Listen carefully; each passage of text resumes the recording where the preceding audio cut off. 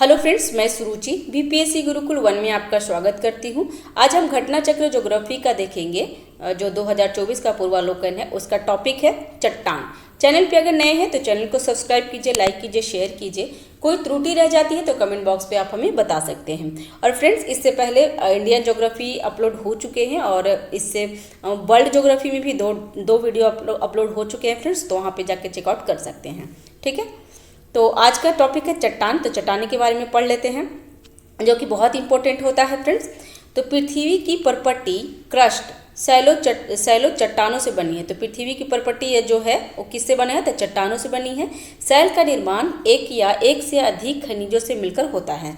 Cell कठोर या नर्म तथा विभिन्न रंगों के हो सकते हैं। पेट्रोलॉजी सैलों का विज्ञान होते हैं। ठीक है, पेट्रोलॉजी सैलों का विज्ञान होते हैं। निर्माण की प्रक्रिया के आधार पर चट्टानों को तीन समूहों में विभाजित किया जाता है। तो पहला समूह क्या है? तो आग्नेय चट्टान, दूसरा अग्नेय चट्टान, दूसरा हो जाएगा आपको अवसादी या तलछटी चट्टान, और तीसरा हो जाएगा रूपांतरिक चट्टान या कायांतरिक चट्टान। अग्नेय चट्टान के बारे में देख लेते हैं क्या है। तो अग्नेय चट्टान का निर्माण पृथ्वी की आंतरिक भाग किसपे से होता है? तो मैग्मा एवं बाह्य भाग लावा से होता है।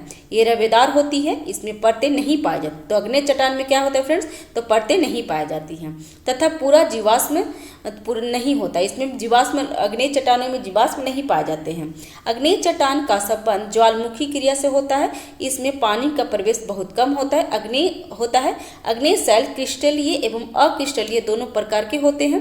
अग्नेय सैलों को प्रथम सैल भी कहा जाता है। तो ये भी ध्यान रखेंगे, अग्नेय सैल को प्रथम सैल भी कहा जाता है। अग्नेय सैल के प्रमुख उदाहरण कौन सा है? तो ग्रेनाइट, ग्रेबो, पेगमेटाइट, बेसाल्ट, ज्वालामुखी, ब्रेसिया और टफ कहते हैं। और इसमें है दूसरा है अवसादी और अवसादी सैलों का निर्माण। तो अवसादी सैलों का निर्माण कैसे होता है? तो ये देख लेते हैं। तो पृथ्वी की सतह की सैलें अग्नेय और अवसादी एवं कायांतरिक अनाच्छादन कारकों के प्रभावाधीन अनावृत्ति होती है, जो विभिन्न आकार के विखंडों में विभाजित हो जाते हैं। ऐसे उपखंड को बहिर्जात कारकों के द्वारा अपर्दन एवं निक्षेपण होता है। संघनन के द्वारा संचित पदार्थ सैलों में परिणित होते हैं। यह प्रक्रिया सीलीभवन कहलाती है। बहुत से अवसादी सैलों में निक्षेपित प्रत्येक सीलीभवन के बाद भी अपनी विशेषता बनाए रखती हैं। इसके कारण बालुकास्मक जैसे अवसादी सैलों में विभिन्न सांद्रता वाली अनेक सतह होती हैं। निर्माण कैसे होते? निर्माण की प्रक्रिया। तो अवसादी सैलों का वर्गीकरण तीन प्रमुख समूहों में किया जाता है। तो पहला है यांत्रिक रूप से, जिसमें और दूसरा कार्बनिक रूप और तीसरा रासायनिक रूप से अवसादी चट्टानों का निर्माण होता है। ठीक है, जिसमें यांत्रिक रूप में क्या होता है? तो बलुआ पत्थर, पिंडशिला, चूना पत्थर, सेल, लोयस, कंक्रीट, मेटर, सिल्ट और मृत्तिका होती है। और कार्बन रूप में क्या क्या है? तो गिजराइट, खगड़िया, चूना पत्थर और कोयला है। ठीक है, और रासायनिक में क्या होता है? तो श्रिंक पत्थर, चूना पत्थर, हेलाइट और पोटाश होता है। ठीक है, अब रूपांतरिक चट्टान के बारे में देख लेते हैं। तो रूपांतरिक चट्टान अन्य चट्टानों के रूप परिवर्तन के फलस्वरूप निर्मित होते हैं। मूल रूप से रूपांतरिक शब्द मेटामोर्फोस के से बना हुआ है। ठीक है, यहाँ पे देख लेते हैं क्या है। तो ग्रेनाइट से क्या बनता है? तो ग्रेनाइट से नीस बनता है। ग्रेनाइट किससे बनता है? नीस। बेसाल्ट सिस्ट, बेसाल्ट भी सिस्ट से, और बेसाल्ट एमपी बोलाइट से बनता है। ठीक है, कैसे रूपांतरण होते हैं? अग्नेय चट्टान रूपांतरण से बनी शैलों का उदाहरण है ये फ्रेंड्स।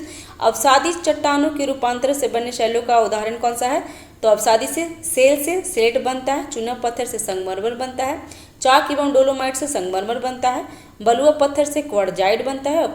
कांग्लोमेरेट से नीस बनता है। रूपांतरिक चट्टानों से क्या बनता है? तो ये देख लेते हैं। स्लेट से फाइलाइट बनता है। फाइलाइट से सिस्ट और ग्रेबो से स्पेनडाइन बनता है। तो इसमें क्वेश्चन कैसे पूछता है? तो ये देख लेते हैं। परतदार चट्टानों के विषय में निम्नलिखित कथनों पर विचार कीजिए। तो परतदार चट्टान पृथ्वी की सतह पर जलीय तंत्र द्वारा निर्मित होती है। और दूसरा है कौन सा सही है? तो ये भी सही है। और परतदार चट्टानों के निर्माण में पूर्व में विद्यमान चट्टानों का क्षरण सम्मिलित है, तो ये सही है। परतदार चट्टानों में जीवाश्म होते तो बिल्कुल सही है। और परतदार चट्टानों विशिष्ट रूप से परतों में पाई जाती है, तो ये भी बिल्कुल सही है। तो आंसर हो जाएगा डी। नेक्स्ट है, अवसादी सेलों के लिए निम्नलिखित में से कौन सा कथन सत्य है? तो सत्य देखना है। तो अवसादी सेल क्या होता है? तो ये सेल स्तरों में निपेक्षित होते हैं।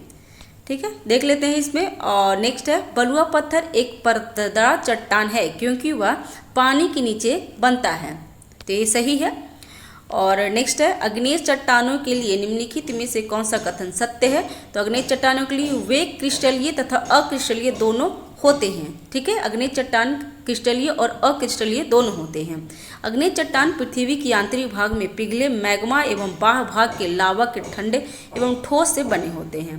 ये रवेदार होती है, इसमें परतें नहीं पाई जाती तथा पूरा जीवाश्म में भी नहीं पाया जाता है। ये क्रिस्टलीय और अक्रिस्टलीय दोनों प्रकार के होते हैं।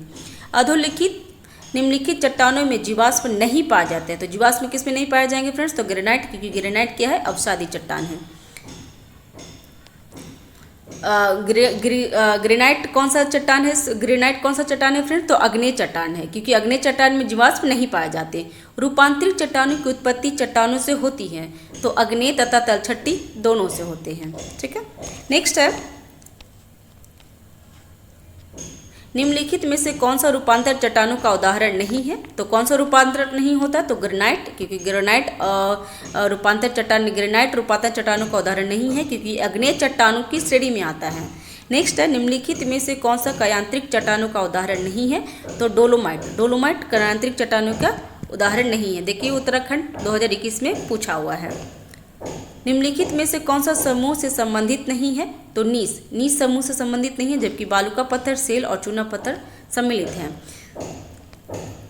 इसमें है बालुआ पत्थर, चूना पत्थर, सेल अवसादी चट्टान है कि कौन सा है? तो बलुआ पत्थर, चूना पत्थर और सेल क्या है? अवसादी चट्टान, जबकि नीस एक कायांत्रिक चट्टान है। सामान्यतः नीस का निर्माण ग्रेनाइट और डायोराइट के रूपांतरण से होता है। इसके अलावा ग्रेवो अथवा सेल से भी इनका निर्माण किया जा सकता है।